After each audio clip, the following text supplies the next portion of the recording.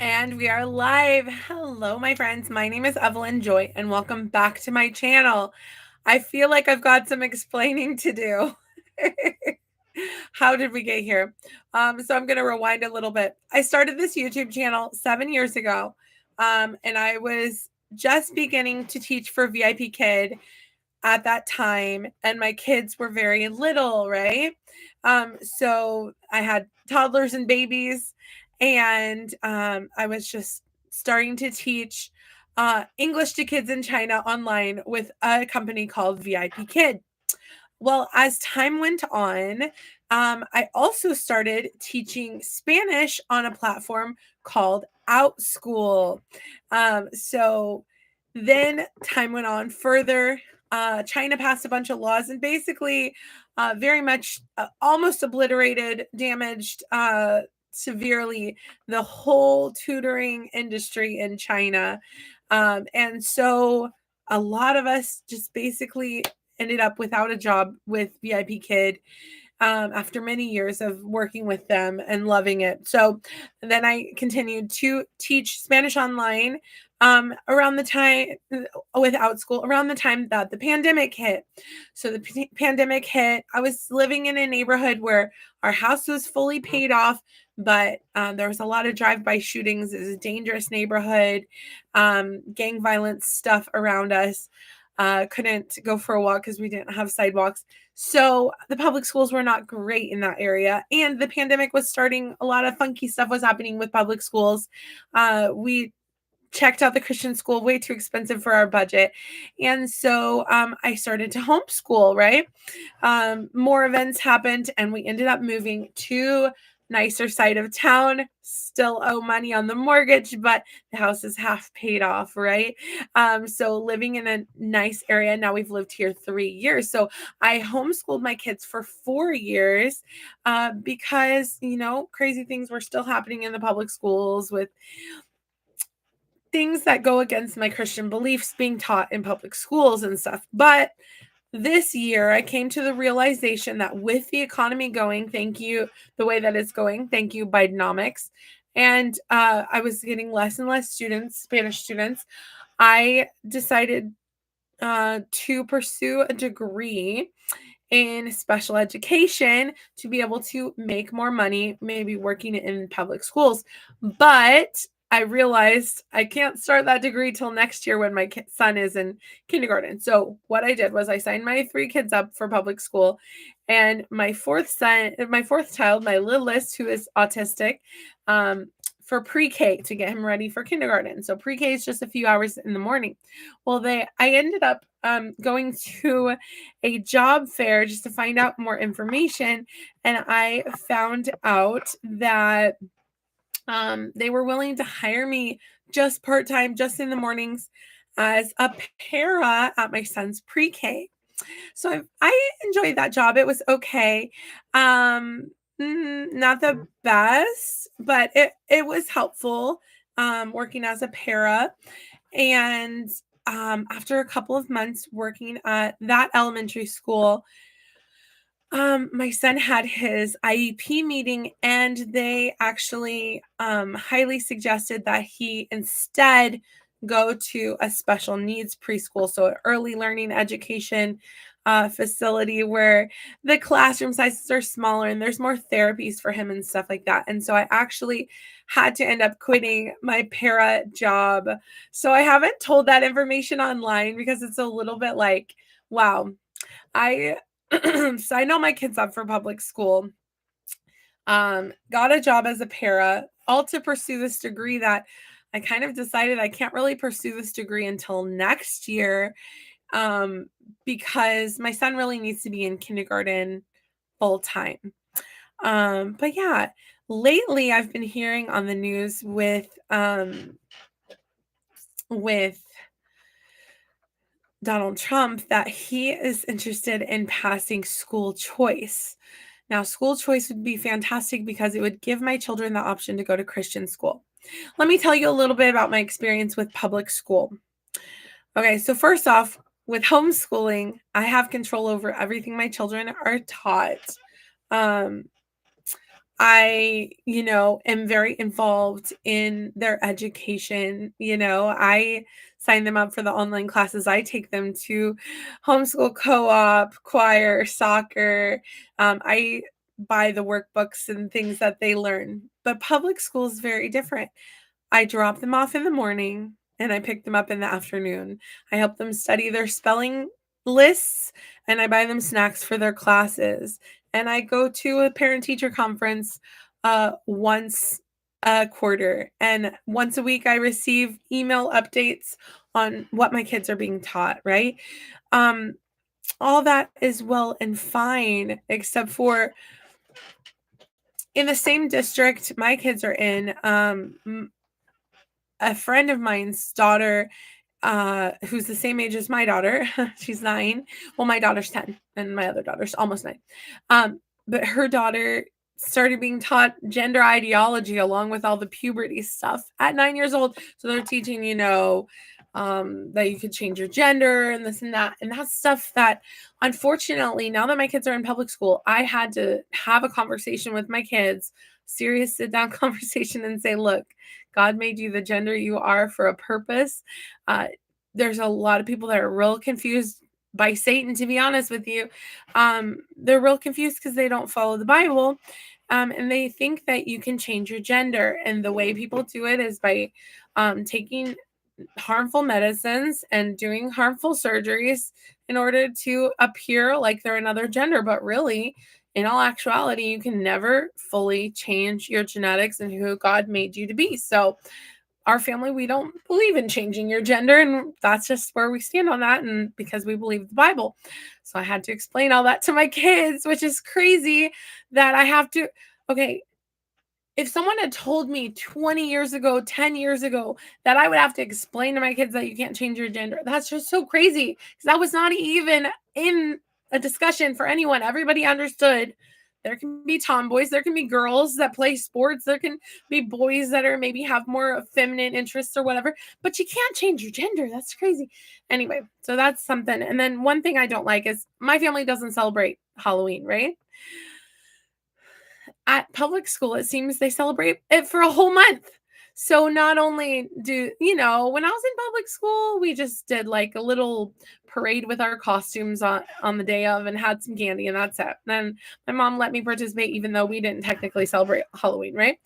But it seems like it's so much more pushed now, at least at my kids' school, where all month long in October, all their writing projects, all their art projects, everything is centered around Halloween. So it's, everything they've done all month is about pumpkins and skeletons and haunted houses. And my daughter brought home a project saying, I love monsters, and writing about monsters and drawing a monster and saying she loves monsters. She does not love monsters. She wrote that because her teacher wanted her to write it. She loves baby dolls and she's a precious, sweet little girl, and she does not care about monsters. But she wrote that because her teacher wanted her to write it. And so I see a little bit the peer pressure to do what the teachers want them to write and everything like that. Cindy Bennett's watching. Hi, Cindy.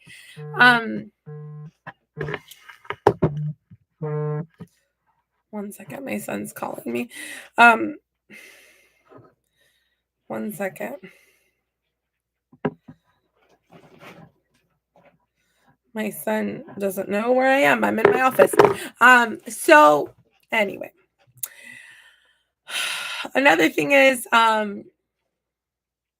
like, I'm a Trump supporter and a Christian and stuff like that. One thing I don't like about working in public school is I feel very silenced. I feel very censored. And when I was younger, in public school, well, when I went to public school, I was very outspoken about my faith, right? Because I was a student, and I've told my kids this.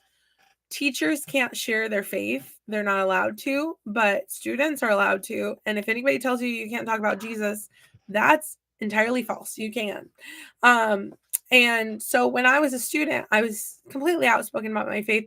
When I was an ELL 8, I understood, this was before I had kids. I understood, I can't talk about that stuff. Oh, well, my coworkers would oftentimes talk about politics on the left side of things, and they knew I was pro-life, and they were talking about pro-choice, and they were like, Evelyn, you're not going to want to be in this conversation. All right. Well, at least they know where I stand, right? But now that I'm a mama, I want to be outspoken about Jesus. I had a coworker who would wear Christian t-shirts and wear a cross necklace, and I would always compliment her, I like your shirt, I like your necklace, but I didn't feel bold enough to wear those things at work, obviously, because I felt silenced. I felt like you're not allowed to, you're not supposed to share your faith, right? Okay, Cindy Bennett said, I just started this video. Did you quit public school this year? Yes. So I was working as a para for 2 months.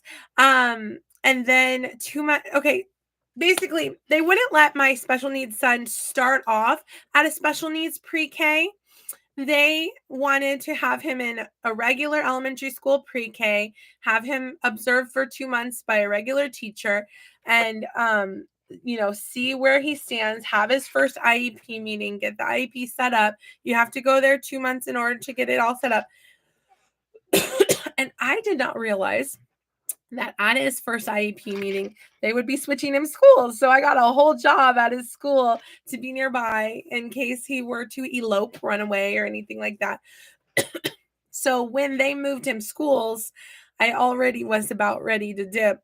And it was like, well, there's no possible physical way that I could have I drop my kids off at their school at 7:50.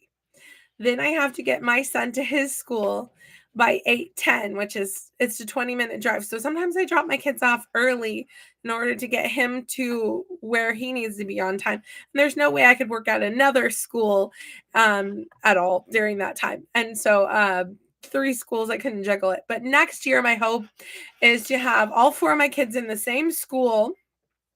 And I would like to get a job as either a para or an ELL aide in the building so that I'm nearby. Maybe I can have lunch with my kids, be more involved with my kids, have better communication with their teachers, etc. So anyway, so public school. Let's talk about the positives and the negatives. Okay, before the school year started, we would drive to the 2 schools and just pray over the school, pray for good teachers, pray for the students, pray for a good school year, pray for protection. That's another thing that really freaked me out, okay? We had one of those drills that supposedly as if a gunman were in the building, right? We knew we were going to have one of those drills. I think it's called a code red. We knew we were going to have a code red drill sometime in the day, but we didn't know when. And so throughout that day, I'm like anxious, like it could happen at any time. We'll need to like dip into a classroom, figure this out. Cause I was working in the hallway with a student on some schoolwork. And it's like, we're going to have to dip into one of these classrooms if the code red gets called. Well, the code red ended up getting called when I was in the teacher workroom making copies. And that room doesn't have a lock on it. And so I'm like, okay, I know I turn off the lights and close the door, but a gunman could come in here. So we're thinking like literally like, what would you do if there was a literal gunman? And I'm like, well, you wouldn't like sit against the door because they could shoot through the door at you. There's a glass panel on the door that can see you. So you have to hide around the corner. So I moved a table up against the door, fully knowing that if there was a real gunman that wanted to get in, they could move this table quite easily, but it's all I had to put up against the door. So I was in that room all by myself, and I was thinking, if there was really a gunman, like I would probably put more furniture against this door, but like I'm not gonna, I don't know. I'd put multiple tables and chairs. I don't know. But so anyway, they called the code red. But the other thing that freaked me out is that my son, my special needs 4-year-old, is not with me when supposedly there's a gunman in the building, right? It's just a practice, but I hate this that I am not. In actuality, if there was a gunman in the building, like we're supposed to act like what we would do, I would go to my son. I don't care if I'm in the teacher workroom. I'm not hunkering down where I'm at. I'm busting out the door. I will tackle a gunman to get to my son to make sure he's safe. I'm not trusting another teacher with my kid. This is my kid. You know what I mean? So I'm like, we're acting like what we're supposed to do, but this is not what I would want to do. And obviously, I wouldn't want to expose them and open their classroom door that's probably locked. So I wouldn't be able to do that. But my motherly instinct to run and protect my child was totally not cool that day. So when I went to pick up my son and give him a hug, I was just hugging and kissing him. And my son, who's autistic, he does not converse that much. He has a lot of vocabulary, but it's usually from songs and shows. I was kissing him and hugging him, and he was saying, hello, hello, hello. So he was saying hello to me, which is very rare. He doesn't say that very often, so that was very sweet. But I just don't love that feeling of I'm not able to protect my child. Now he's at a special needs preschool now that I feel like is even safer because the playground is more set up for his age. It's fully enclosed with a fence on the playground. There's no way he could get out. The class sizes are much smaller. So at the public school, in pre-K, there were 14 students in the class and like 2 paras and a teacher, right? At this special needs preschool, there are 6 students in the class, 1 teacher, and like 3 or 4 paras. So it's almost one-on-one with the adults to the students ratio. And they much more gear everything towards special needs. So they have more like music therapy. They have a lot more songs. They have, at circle time, their expectations are not perfection. They understand the kids' needs. And it's really cool. And my son loves going to special needs preschool there. But here's the deal. He's going to be going to regular kindergarten next year, and I don't know how that's going to go for him. I wish he could just do the special needs preschool type thing all the way up because it's working out very well for him. So I don't know what kindergarten will look like for him. I think he'll probably be in the SLC classroom part of the time and in the regular classroom some of the time, and we'll see how that goes. He'll definitely have a para.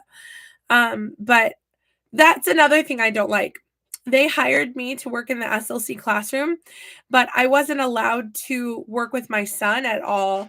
In fact, when he saw me and he wanted to go to me, I had to hide around the corner from him, and they had to calm him down, and he was very upset. He wanted to go to me. He saw me, so he wanted to go to me. So I didn't like that aspect of working near him, and they didn't let me work with him at all. I didn't like the micromanaging of my coworkers. If one supervisor told me to do something, but then one day she was absent and I was doing what I always did, like I always did it, and then another coworker wants to micromanage what I'm doing and tell me I'm doing it wrong. So then I adjust to do what that coworker is saying, and then when my supervisor comes back from being absent, I find out that what I was doing originally is what she wanted me to do. So I don't love the whole there's too many Indian chiefs, not enough Indians situation where everybody wants to boss me around. I'm not a huge fan of being bossed around when I'm used to being the boss. I'm the mom.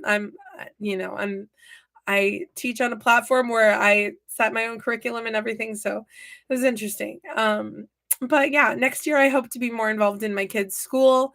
Another thing is, okay, it's hard to have a job when you have 4 kids in school.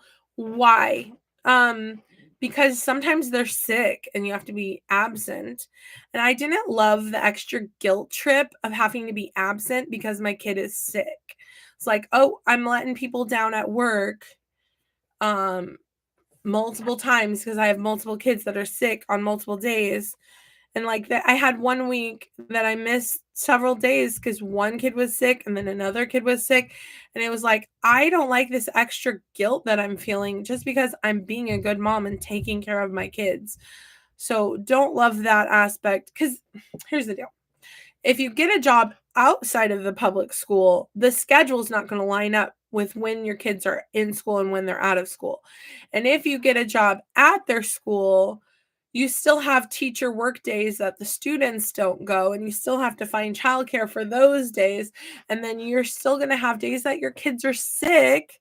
That's why I'd like to be in the building, so that if the nurse is calling me and my kid is in the nurse's office because he has a headache and a slight fever, I want to be able to walk over to the nurse's office and be like, can you take a Tylenol? Are you going to be all right? Or do we need to go home? Like, talk to my kid, because one time I did pick my son up. So it was like, I just worked 2.5 hours in the morning as a para, and my son was sick with like fever and chills and a headache.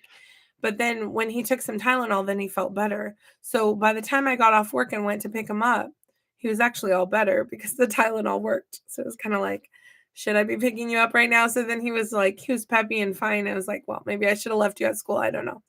Anyway, those are just some of the many experiences I'm experiencing. I removed my kids from YouTube because I came to be aware that the more my channel grows, I don't want to be putting my kids in danger. I don't want to be putting my kids out there for strangers to prey upon. And the internet can be a dangerous place because even if you look on a crime map and look at like sexual predators in your neighborhood, they're like everywhere, guys. They're like around every corner. So don't love that. And so they're on the internet too. So I don't have my kids on my YouTube channel anymore, even though my kids would love to be on my YouTube channel. They think it's so much fun. They like it. And you know what? I get more subscribers if I have children on my YouTube channel because there are people who enjoy that content. There's children that enjoy that content. There's moms that enjoy that content. And there are creepers that enjoy that content. And that is the reason why I will not be having my kids on my channel. Anyway, I recently started a TikTok. This is my TikTok channel. Evelyn.joy8. And I make videos about politics, videos about whatever I feel like talking about at the time. And we have lots of fun over there. And you are welcome to follow me on TikTok and subscribe to me on YouTube if you want. I've been losing subscribers on YouTube a little bit, and I don't mind, because if that means that it's people that were creeping on me for having kids on my channel that are unsubscribing, I'm cool with it, you know better, you do better type of thing. Also, I went Black Friday shopping yesterday and I got this beautiful sweater. Isn't it gorgeous? Just gorgeous. Anyway, I think that's all I wanted to talk about. I just wanted to get you guys up to speed. I'm wondering if school choice will pass nationwide. Here's my other idea. I would love for my kids to go to Christian school, and I would love to work at their Christian school. But I don't know if that will be something that is going to pass nationwide. I know Donald Trump wants to pass it, but will it pass? And how many years will it be available to us? I do not want my kids to go to public middle school and high school where, okay, I don't like the culture of the kids have to change into their gym uniforms in front of each other in the locker room. Why is that a thing? You spend so many years teaching your kids about privacy and about bodily autonomy and about, changing in private and not in front of people, and about not letting people see you changing, and then you send them to public school, and in middle school and high school they have to change in front of their classmates. Like, why is that a thing? Why is that still in 2024? Why is that still a thing that people do? I don't like that. And then if you're a parent that's against it, I mean, it's just what everybody's doing and there's no way around it, I guess. What? I hate that. Why is that a thing? Somebody explain to me. Why is changing in front of each other in the gym locker room still a thing? I hate that. Dislike it profusely. So yeah.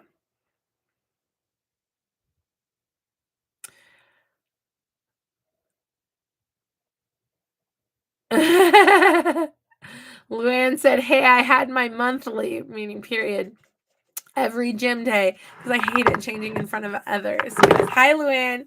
And yeah, I feel the same way. And I don't want my kids to go through that. And especially, okay, before the trans issue was a thing, when I was in middle school, my gym teacher was a woman, right? Her office was inside of the locker room. So she had blinds that were open. The blinds were like this while we're changing. And she was very obviously probably a lesbian. And I don't love that she probably watched us changing. So I changed away from her window, but other people changed in front of it because they weren't even thinking about it, right? Don't love that that's a thing that people go through. Being creeped on by people. I also had a gym teacher who was a man and he was very respectful, thankfully.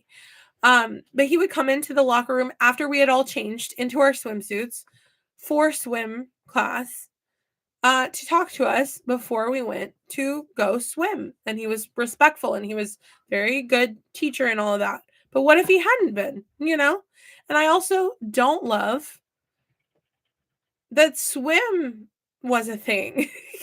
Like, why did I have to swim laps? Like, why couldn't we just do other gym things? Like, I didn't love that. Also, my kids, like, I want to know that they're safe. Like, if they're going to be swimming, I want to be present to know that they're safe because anything can happen with pools and everything. Anyway, I'm just a very protective mom because you have to be. It's my instinct and it's my job to keep my kids alive and safe. And I don't love that with public school. All of that's outside of my control, seemingly. So yeah. Another positive thing, my daughter was nominated by her teacher to be one of the very few students of the school that was chosen to participate in a program that the police department has called Cops and Kids. So she was chosen because she's very respectful, sweet, compassionate, and kind. She's an awesome student. Her teacher told me if she had 1,000 students just like Esther, she would have no problems at all in her class, which is awesome. The librarian told me that my children are just the best students ever. And maybe those 4 years of homeschooling is what every kid needs because they've got some unruly students and they wish that all the students were like my kids. That's a great compliment. But over time, are my kids going to morph into being like the other students? I don't know. But I've got some awesome kiddos. I know. I'm very blessed. And I can't take credit for it. It's all thanks to the Lord. But because my daughter's so wonderful, she was nominated to participate in Cops and Kids. And on December 7th, we're going to Walmart and a police officer is going to be with her. I'm going to stick with her though. They want me to drop her off. I'm going to stick around. And she's going to pick out Christmas presents for her family. She has a $300 shopping spree funded by the police department to buy presents for herself and her siblings and her family members and her loved ones. And that is very generous of them and very exciting. I'm very thankful that our family qualifies for free lunches at school because that's a huge help with how the economy is going and everything. My kids also get free breakfast at school. My daughter Esther participates in Recorder Club, which she used to take piano lessons for a couple of years. And she was very good at piano, but she moved her interests and she wanted to learn recorder. So being in Recorder Club is very fun. My daughter Deborah would love to be in Recorder Club next year. So Recorder Club is just for 4th, 5th, and 6th grade. And Cops and Kids is also just for 4th, 5th, and 6th grade. So I have a 4th grader, a 3rd grader, a 2nd grader, and a preschooler, pre-K student. So Esther is in 4th grade. She's 10. Deborah is in 3rd grade. She's about to turn 9 on January 2nd. Joshy is 7, but I have him in 2nd grade. His birthday's August 15th, so he could be in 1st grade, but he's really, really smart with math especially. So 1st grade would have been way too easy for him. So I have him in 2nd grade. And then my littlest, Caleb, he is almost about to turn 5. He already lost 2 teeth. He is autistic and he's in preschool. So anyway, I would love to, my dream is I would love to have my kids in Christian school and work at their school, but I don't want to be like a regular classroom teacher. I would love to teach Spanish. I would love to be an ELL aide or a para or a lunch lady or something, but I don't want to be a regular classroom teacher necessarily because I don't know that I have the best patience for whole classrooms of students for long periods of time. Another thing I love is the classroom sizes. Like I mentioned, my son Caleb had a class of 14 and now he has a class of 6. Wonderful class sizes.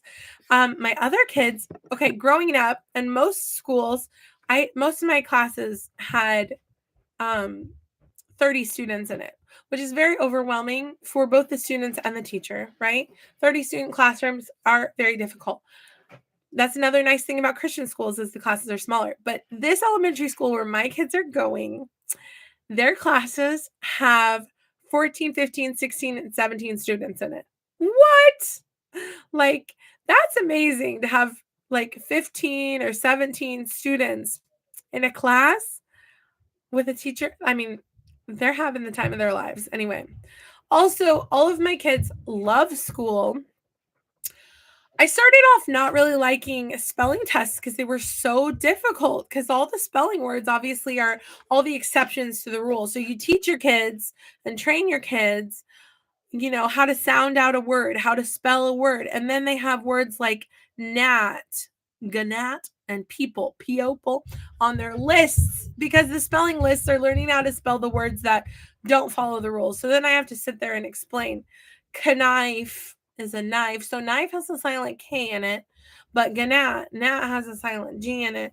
And people is people. And then February is February. And then Thursday needs to be capitalized and all these things. Anyway, but I actually do like spelling lists. Caleb's happy. Awesome. It's snowing. Okay, well, we have to go because we have to go see the snow. But thanks so much for watching.